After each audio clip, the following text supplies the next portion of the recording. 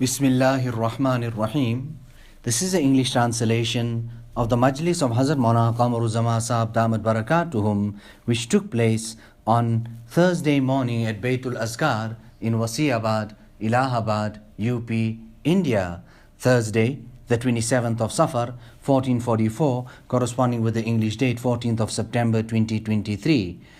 Hazrat Wala is speaking about Tasawwuf ka Misdaq, the corroboration of Tasawwuf.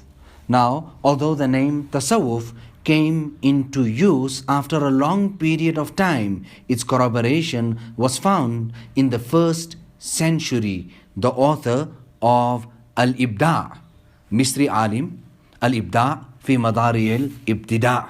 Hazrat Maulana Shah Wasiullah इस किताब को बहुत पसंद फरमाते थे. He really liked that kitab, and he would read from that kitab different articles. This article that I have in front of me is from Al-Ibda'. So here it says, ظهرت التصوف في القرون الأولى للإسلام فكان له شأن عظيم. When Tasawwuf appeared in the first centuries of Islam, it enjoyed a magnificent status. وَكَانَ الْمَقْصُودُ مِنْهُ فِي أَوَّلِ الْأَمْرِ. And its objective in the beginning, its objective was تقويم الأخلاق وتهذيب النفوس وترويضها بأعمال الدين. It was to set right character, culture the nafs, and train them to carry out actions of deen, attract them to it, to make deen a natural sentiment of the nafs and the selves, and to acquaint them, the selves and the nafs, with wisdom and mysteries of deen gradually. In fact, the Urdu also is so magnificent. यानी जिस वक्त इस्लाम के कर्न अव्वल में तसव्वुफ यानी तसव्वुफ ज़ाहिर हुआ था, तो उसके लिए एक अजीम शान थी, यानी वो एक अजीमुल मर्तबत चीज़ थी, और इब्तिदान उससे मकसूद तक़वीमुल अखलाक, तहज़ीब नफूस और तबाई को अमाल दीन का खोगर बनाना, और इसको उसकी जानिब खींच कर लाना, और दीन शरीयत को नफ्स की तबीयत और उसका विजदान बनाना था. नीज़ दीन के हिकम व असरार से तदरीजन नफ्स को वाकिफ कराना था. You know, people used to come to Hazrat Maulana Tanvi, and then they would come there, sit there, and then start their own wazifa. And then he would say then that, well, why did you start this wazifa? It could greatly be possible that I would tell you to do something else, start you off with something like Suratul Fatiha or recitation of the Quran, or tell you something about your akhlaq. Now, an Arab alim is writing here. Nevertheless, he says, each of these objectives were obviously correct. Therefore, no one ought to differ with them nor reject them. However, because the ulama of the external sciences considered deen to be restricted to the rules related to dealings and transactions and actions of the external body parts, they rejected the genuine Sufis and went to the extent of labeling them as deviates and heretics. So, since the rulers and the sultans were dependent on the ulama, they supported the latter, while the Sufis were left unsupported and helpless. They feared their opponents and were compelled to conceal their orientation. They felt that outsiders will not understand their speech. So they formulated expressions and terminologies which were peculiar to them. This is why they admitted a person into their tariqat. This is why when they admitted a person into their tariqat, into their silsila, they did so after laying down many conditions and putting him through a long period of test and examination. They said if any person wants to join us, he will have to prove himself to be a genuine talib, a genuine seeker. Only then he could be become a murid, and then a salik, meaning the one who would then tread that path. The crux of this entire discussion is that it was due to their highest level of integrity, honesty and sincerity that these Sufis observed and tested the sincere talib and seeker. They did this so that they could conclude whether he is true and firm in his quest and whether he has a genuine resolve or not. In other words, was it Allah's love that brought him there to their path, or does he want to creep in surreptitiously so that they may learn some type of secrets and divulge it to others? Was the person honest or not honest? That's why they put him to so much of tests. Now, tasawwuf was a magnificent concept which has been defined by the ulama of tasawwuf as huwa ilmun تعرف به أحوال تزكية النفوس وتصفية الأخلاق وتعمير الظاهر والباطن لنيل السعادة الأبدية. Allahu Akbar. Tasawwuf, it is a science through which the purification of the nafs, the rectification of character and the development of external and internal could be learned, so that the external happiness, so that eternal happiness may be acquired. Now, Hazrat Maulana Shah Wasiullah Sahb, Hazrat Muslihul Ummah Rahimahullah, said that a person has to have high courage and lofty aspirations for this work. Accumulating of this world and confining oneself to the external actions are not marks of lofty aspiration. Rather, it entails serving one's link with all unnecessary relationship and establishing a bond with Allah subhanahu wa ta'ala and acquiring affinity with Him. However, the severing of ties is like death to these people. This is why they neither sever them, nor do they develop a bond with Allah subhanahu wa ta'ala. To Allah alone we belong, and to Him is our return. Inna lillahi wa inna ilayhi raji'un. We present our complaint to Him alone. We cry to Him alone.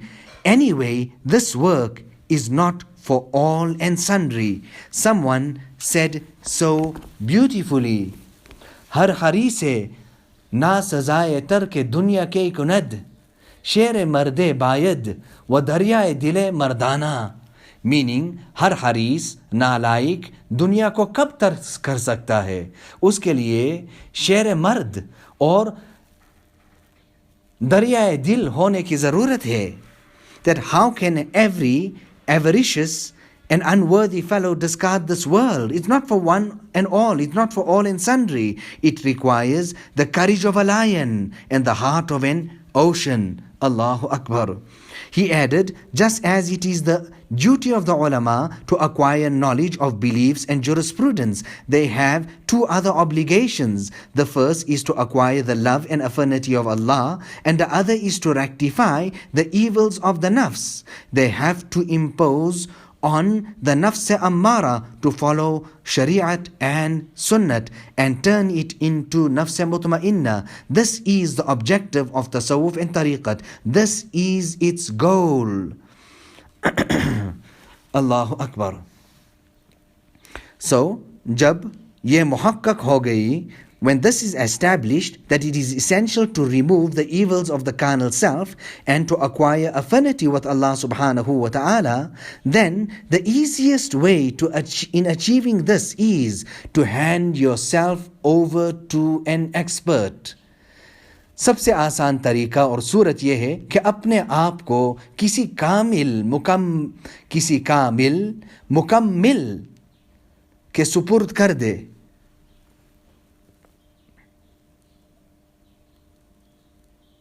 And इसलिए that this is Adatullah, this is the habit of Allah subhanahu wa ta'ala.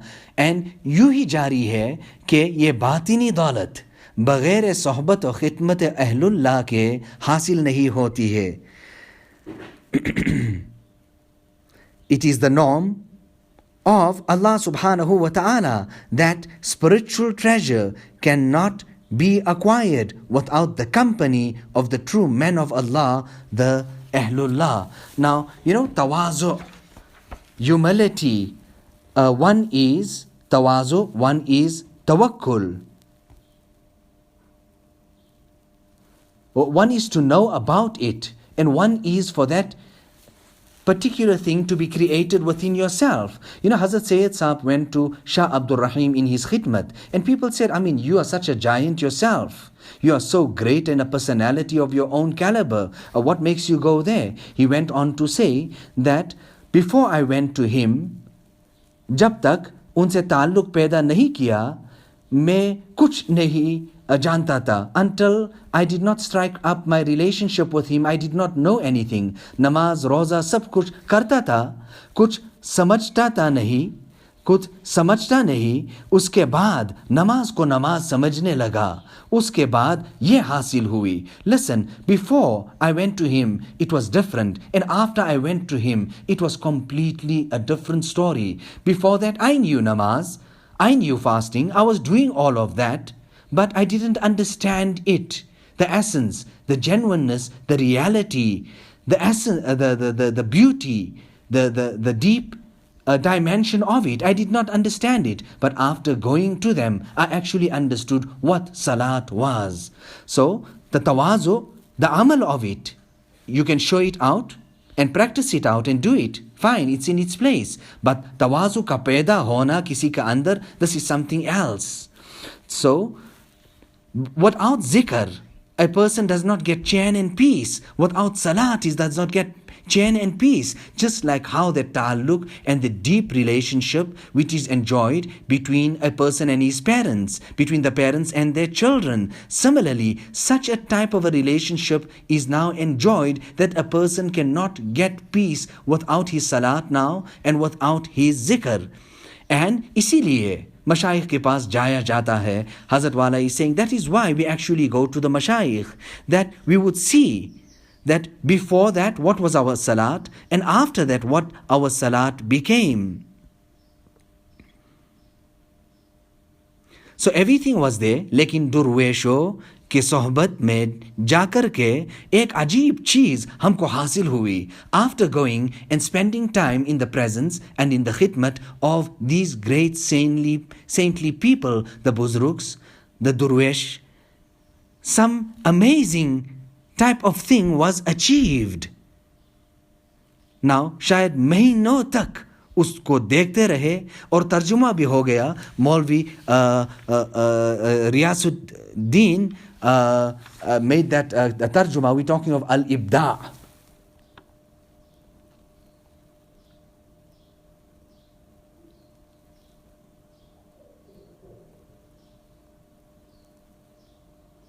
A person came and he said that Hazrat, I want that great wealth which is in your heart.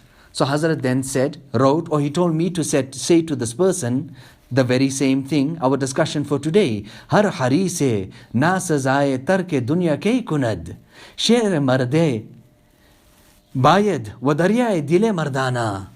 That's exactly it. Har haris nalaik दुनिया को कब तर्क कर सकता.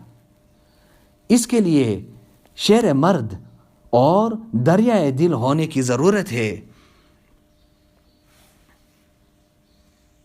How can every avaricious and unworthy fellow discard this world? How will he be able to abandon this world? It requires the courage of a lion and the heart of an ocean.